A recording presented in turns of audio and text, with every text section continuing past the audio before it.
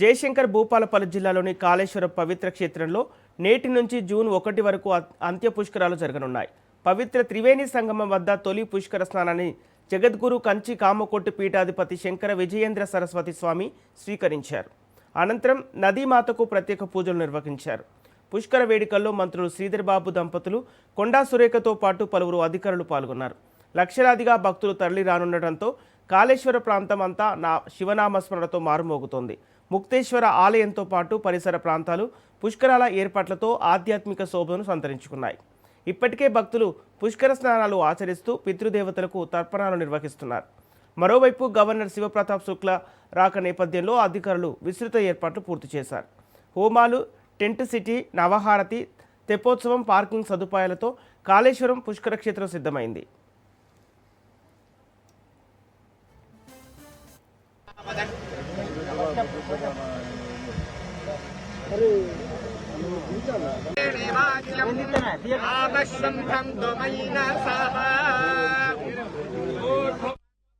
ఇదే అంశానికి సంబంధించి పూర్తి డీటెయిల్స్ మా ప్రతినిధి చంద్రశేఖర్ అందిస్తారు. చంద్రశేఖర్, జయశంకర్ భూపాలపల్లి జిల్లాలోని కాళేశ్వరం పవిత్ర క్షేత్రంలో అంత్య పుష్కరాలకు సంబంధించిన అప్డేట్స్ ఏంటి?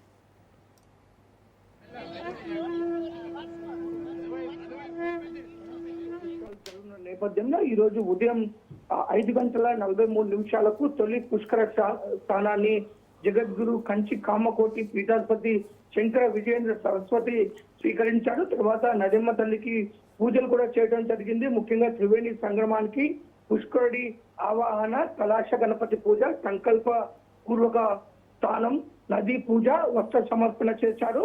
ఈ యొక్క కార్యక్రమంలో ఇటు జగద్గురులతో పాటు ఇటు మంత్రి దుద్దిల శ్రీధర్ బాబు దంపతులు, అలాగే మంత్రి కొండా సురేఖ, అలాగే దేవాదాయ కమిషనర్ హనుమంతు, జిల్లా కలెక్టర్, జిల్లా ఎస్పీ అధికారులంతా కూడా పాల్గొన్నారు. ఇటు జగద్గురు పుష్కర స్నానం ఆచరించిన తర్వాత ఇటు మిగతా వారు కూడా పుష్కర స్నానం చేయడం జరిగింది. మొత్తం కూడా ఇప్పటికే భారీగా కాళేశ్వరానికి భక్తులు చేరుకుంటున్నారు. ఈ నేపథ్యంలో ఎవరికి ఎలాంటి ఇబ్బందులు కలగకుండా 2500 మంది పోలీస్ బందోబస్తు ఏర్పాటు చేయడమే కాకుండా మొత్తం కూడా ఎండ తీవ్రత బాగా ఉన్న నేపథ్యంలో రానున్న భక్తులకి ఎలాంటి ఇబ్బందులు కలగకుండా ఇటు మంచినీరు, చలువ పందిళ్లు, అత్యవసర వైద్య సేవలు అన్ని అందించే విధంగా ఏర్పాటు చేశారు. ఇప్పటికే ఒక ముక్తేశ్వరుడు ఆలయంతో పాటు ఇటు త్రివేణి సంగమం వద్ద మొత్తం కూడా ఈ యొక్క పుష్కర శోభ సంతరించుకుంది. మొత్తం ఆధ్యాత్మిక శోభ సంతరించుకోవడంతో భక్తులు భారీగా రానున్నారని ఇటు అధికారులు అంచనా వేసుకుంటున్నారు.